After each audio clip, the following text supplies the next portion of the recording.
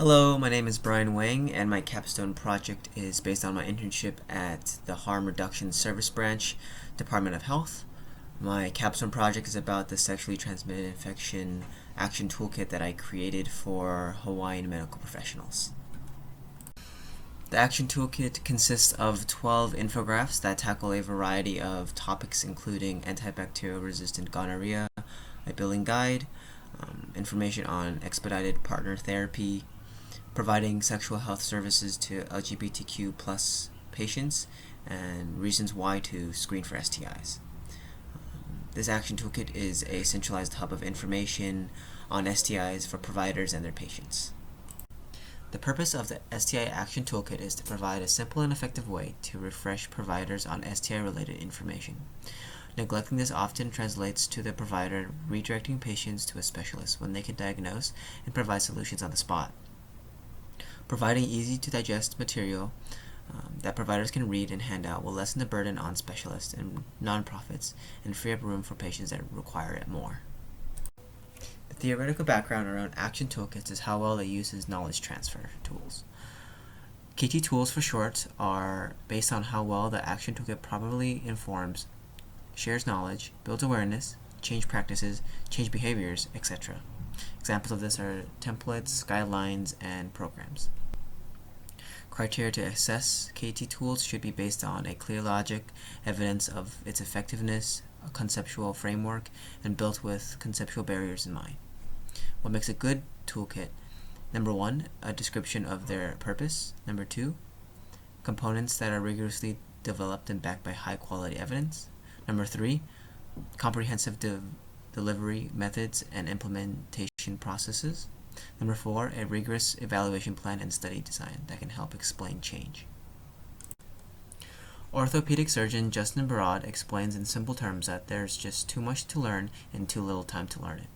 The combination of new information, procedures, technological improvements, and how medical breakthroughs can take years before it's properly implemented can further add to the STI knowledge gap in medical professionals.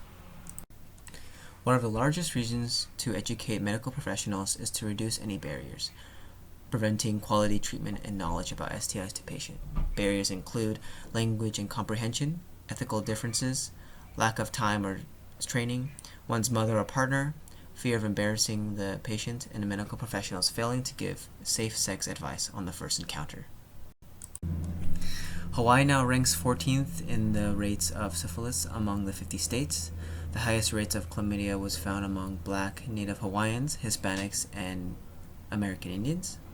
Other avenues that have increased STI rates include online dating, poor sexual practices, lack of preventative screening, poverty, unstable housing, drug use, lack of medical insurance or regular medical provider, and COVID-19 related events.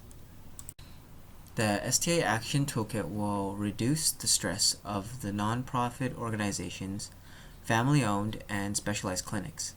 As fewer patients go to STI specialists, this creates a sense of trust in the local medical providers. Patients will feel confidence in coming in to their providers for any STI problems, and the stigma associated with STIs and the connection it has with sex has been difficult to talk about, especially amongst Abstinence Pro USA. Abstinence programs have been reoccurring as of out of the 50 states, 73 of them require the abstinence program be the primary method of sex education. Abstinence programs start the new generation with a one-dimensional view of sex education.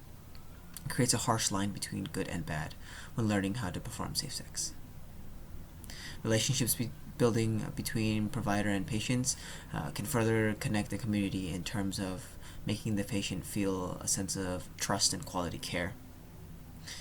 A higher patient satisfaction rate often stems from higher levels of trust between providers and patient.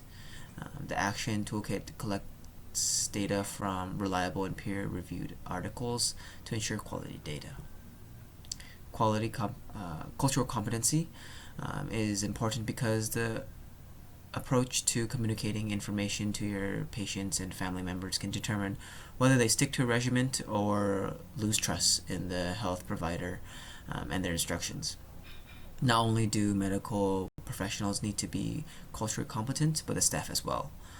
Cultural competency must be incorporated into the staff as well as medical providers to provide the best environment for patients to get the best help they need. Long-term implementation goals are to reduce stigma on STIs, educate the public on safe practices, relieve pressure on private/specialized clinics, and increase the trust in medical professionals to provide quality care. The action toolkit contains an infographic providing sexual health services to LGBTQ plus community patients, shows key examples of how to reduce stigma. It goes over creating a welcoming environment, maintaining confidentiality, and guidelines and questions to ask. The stigma around STI further exacerbates social determinants of health. A common misconception when trying to promote STIs is putting negative connotations. STIs being STI free is considered being clean.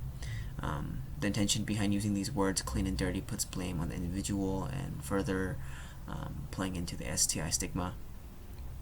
Using terms like "my test was clean" implies that people with herpes, genital warts, etc. are dirty. This also is known as purity language, and it is how most abstinence until marriage programs go about informing the next generation. Understanding abstinence language is important as a large percentage of the younger population in Hawaii is subject to abstinence programs. Although Elizabeth Smart's quote is just one example, this affects more than just STI patients, but everyone. This stigma makes people second guess their choices as they talk about STIs. Can be daunting, let alone talking about treatment and how an individual can get tested. The STI Action Toolkit, provider training resource, provides sources that both providers and patients may use to better understand STIs and what sources to use to further their knowledge on the subject. STI programs can take an example like Elizabeth Smart into account and rethink abstinence-only programs. The STI Action Toolkit hopes to educate providers and their patients to ensure that misconceptions are debunked and proper quality care is being provided when possible by GPs and other medical professionals.